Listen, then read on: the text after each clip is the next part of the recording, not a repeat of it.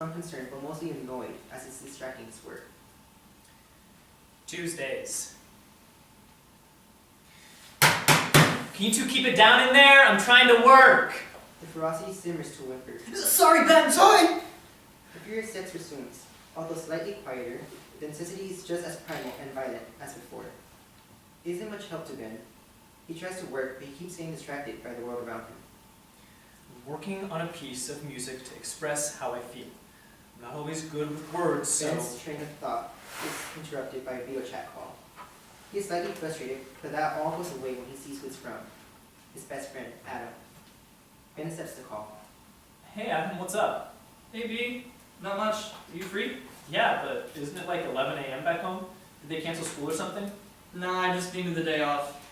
Things have been kind of crazy for me over here lately. Crazy how? Don't worry about it. How's everything going for you? Still writing, I hope?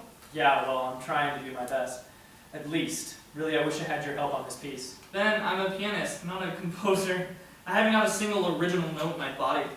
Please, remember Mr. Hewlin's theory class? We had to compose a piece for our final project and yours was by far the best I've ever Well, that was all copy and paste work. I didn't exactly come up with anything original, just borrowed from other stuff from other existing pieces. Well, whatever it was, Hewlin was so far on the edge of his seat I thought he was going to fall off. You're amazing. Oh, I'm gonna go red. Whatever, man. I'm just saying, I wish you were here to help to work on this with me. Thank you, Ben. It's nice to be needed sometimes. No problem. By the way, are we still on for Thanksgiving? Are you crazy? All my parents have been able to talk about for the past few weeks is how excited they are to see you. Sweet. Well, how are they, by the way? Your parents, I mean. They're alright. Dad's in Belgium for a photo shoot, and Mom has an interview with CBS tomorrow for a reporter's position. So she's pretty anxious about that. Make sure to tell her I say good luck. Who's your dad photographing in Belgium? Not who, what. There was a bombing last week, and he's taking photos for a cover piece on it. Since when has your dad done political pieces? He says he's trying to get involved in more important work, but if you ask me, he's just trying to get away so he has an excuse not to go to marriage counseling. Damn, that's rough, man, but hey, as long as he's happy, right? Yeah, I guess. I just wish he was around more, you know? He calls all the time, but it's not the same. Plus, my mom's always out of the house, and it gets pretty quiet here when they're gone. Not the nice birds chirping in her peace quiet, though more the I'm all alone type of quiet, you know? Yeah, I get that. You can get pretty lonely here too occasionally. At least you have friends there with you, though. True. Although just what I particularly call close. It's hard to make friends when you're buried in a piano, remember? Hey, you're using my words without paying the proper royalties. Put it on my tab. You're building up quite a debt here, my friend. Anymore, and I'll be able to go to college expense-free. You have to actually go to school before you can get to college, my friend. Oh, ouch! Low blow, B. It's true. Fair enough. And I don't know, even just a friend or two seems pretty nice to me. I guess. So, how's your sister doing, by the way? She's been pretty good. She calls home every other weekend, which is nice, although it usually just amounts to, hey, can't talk long, going to a frat party, bye. I'm sorry. Don't be. It's still nice to hear from her. Anyway, I've actually got to go. I just wanted to say hi. I'll see you around, B. Later, Ed. Adam hangs up. Ben just stares at his phone for a moment, thinking about his best friend. Hope Adam's okay. I should call him more often. It's open! Isaac slightly opens the door and sticks his head in. He has large hickeys on his neck. He's incredibly sweaty, and his hair is a mess. Hey, roomie, you decent? Hey, Isaac. Yeah, come in. Isaac starts walking into the room, looking for a shirt to change into. Thanks. Sorry about the noise earlier. It's okay. How's the song going? Slow, although it's not a song. What? Well, it's a music piece, not a song. Isaac clearly doesn't get it. A song is a poem or set of words sung by someone, sometimes accompanied by musical instruments. Musical pieces, on the other hand, are primarily focused on instruments occasionally, using vocals as an additional instrument rather than the main focus. Uh-huh. Yeah, so it's a piece, not a song. How's Catherine? She's good. Eventually, Isaac finishes changing into a new shirt and starts combing his hair. Ben awkwardly looks down at the sheet music on his keyboard. considering the different notes and phrases. So, how long have you been working on that song, a piece, anyway? Probably about half a year and a half. Oh, wow, how far along are you? Not very. Only have about a minute done, and I want it to be 5 minutes long at least. 1 minute in a year and a half. I'm very particular about this piece. Everything has to be perfect. Why is that? Do you remember that piece I wrote a couple weeks back for my harmony class? Oh, yeah, I said it sounded like an old cartoon soundtrack. Which it did not. It absolutely did. It was jaunty and bright. That doesn't make it a cartoon. Really? Play it, listen, and tell me again it doesn't sound like something straight out of a Tom and Jerry cartoon. Fine. Ben plays his piece on the keyboard. It's very upbeat and bright, and while Ben hates to admit it, but sounds like a cartoon should be playing in the background, although he never admitted. After about half a minute of playing, possibly less, Ben stops. So? I mean, I guess... Look, the point is, the piece sounds fine, but it has no soul to it. There's no life in the notes, just sound. But this piece has life. It's a breathing entity that begs to be heard, and even a single mistake would deafen its impact. I don't know, man, that sounded pretty great to me. Although, to be fair, I was always a huge fan of Tom and Jerry. Gee, thanks. Well, either way, I can't wait to hear it. You'll play it for me when it's done, yeah? Sure. I've got to get to class. I'll see you tonight, okay? Sure thing. See ya. Later, man. Isaac exits.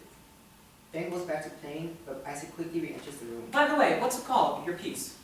For Perdita. See you later, Ben. Isaac exits. Ben goes back to playing his keyboard. He quickly stops. His head is full of fog. He sighs deeply as mist blows out of his mouth. I don't get people. Why not? Come in. Catherine timidly enters. She has bite marks and hickeys on her neck and chest, with it being hinted that there are more than what is currently visible. Hey Ben, what you up to? Hey, Catherine. Just trying to work on a piece. If you're looking for Isaac, you just missed him. Actually, I wanted to ask you for a favor. Although if you're busy, I can always come back later. No, it's fine. What do you need? Are you alright? Yeah, just, you have, Huh? Catherine looks at the reflection of her neck and, for the first time today, notices some marks on her. God damn it, Isaac. Isaac did that to you? Yeah, I asked you not to leave any marks, but I think we got a little carried away. I'll be right back. Catherine quickly shuts the door and exits, leaving Ben in the aftermath of a flash flood. Marks? Oh. Catherine shortly re-enters, now with a scarf over her neck, covering most of the marks. She is clearly flustered. Wait, so what I was trying to ask was if you could be my accompanist for this audition I'm having in the city, because the usual guy that accompanies me is out this week and I need to be at this one. It's for a big wall. When's the audition? Saturday? This Saturday? Yes. As in the upcoming one? Yes. In 4 days? That is correct. I don't know, Catherine. It's not a lot of time to learn the music, and I would hate to be the reason. The music is really easy, I promise. If you say yes, I'll go to my room and send you a copy right now, and if you think it will be able to, you can just tell me so afterwards. Ben is thinking it over. There's a tight, thin wire pulling at the base of his skull. He winces, considering his options. Please, I'll buy your train ticket and lunch and everything. All you need to bring is yourself and your keyboard. The wire snaps. I guess I can look it over. Thank you so much, Ben. You're the best. I'll send you music right away. Catherine darts out of the room as fast as light, leaving only wind in the space she used to stand, and a very confused Ben. Wait, Catherine, what are you auditioning for anyway? Ben is preaching to an empty synagogue. What just happened? Laura enters without any transition taking place. Scene 5. College dining hall. The entirety of the dining hall seems to be more to the side than before. Ben is already sitting at his and Alora's table. It's been about a month and a half since they first met, and they've had lunch together almost every day since. Alora sits down next to Ben, slightly in awe at what he's just told her. So, let me get this straight. This girl walks into your room and in under 5 minutes convinces you to drop everything and play piano for her interview or trial or whatever it's called? Yeah. On a Saturday? Yes, ma'am. In the city? As in New York City, which is 2 hours away by train at best. Yep. Why? She's my friend. I feel bad for her. We can still hang out just once I get back. Ben, I think you're missing the point here. You had an entire day planned out, and at the bat of an eyelash, everything got thrown out the window. You do realize it is okay to say no, right? I know, I just didn't want to. Besides, it'll be fun. Probably. We'll be in the city and walk around for a bit after the audition. You still want to come over right together, right? It's not like there's anyone else willing to read my stuff, so yeah. So tell me about this girl, Catherine, right? Yeah, she's a freshman like me, but took a gap year after high school. Drama major, I assume. Potential, yeah. She definitely has a talent for it too. Her room's right next to mine, so I hear her practice a lot, and she's really good. Sounds like you have a bit of a crush. Please. I think she's really talented. Pretty. Actor, besides, even if I did have a crush on her, which I don't, it's not like I'd do anything. I know, Perdita. You do realize the more that you say you don't cheat, the less believable it is, right? I'm not saying I don't believe you. I do. You just don't need to say it so much, you know? Right. Sorry. Besides, Catherine's too busy with my roommate to notice anyone. Isaac, right? Yeah, right. They started hooking up in her room a few weeks into the semester and pretty much haven't stopped since. Yikes. Doesn't her roommate get fed up with that? Catherine has a single. As a freshman? Lucky. Slowly, the animal noises of Isaac and Catherine having vicious sex arise. They are, at this point, inaudible to Laura, although Ben hears them clearly. Yeah, but it doesn't mean I'm spared. Thin walls, remember? The animals attacking each other gets loud enough that it reaches the ears of Laura, startling her.